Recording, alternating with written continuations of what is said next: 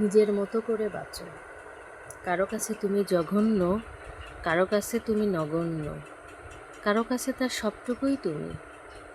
একটা কথা মনে রেখো, গাধার নাম ঘোড়া রাখলেও সেটা গাধাই থেকে যায়। কারো জাজমেন্টে তোমার মূল্য একটুও কমে যাবে না, কারণ আলুর ব্যাপারই তো আর সোনা চিনবে না।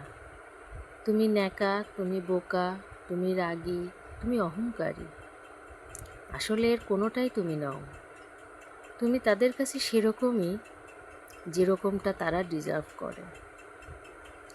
দিন শেষে তুমি তুমি, একটু একটু ভালো, একটু একটু মন্দ, সবটুকু ভালো হতে গেলে দেখবে সবাই ভালো আছে তুমি ছাড়া।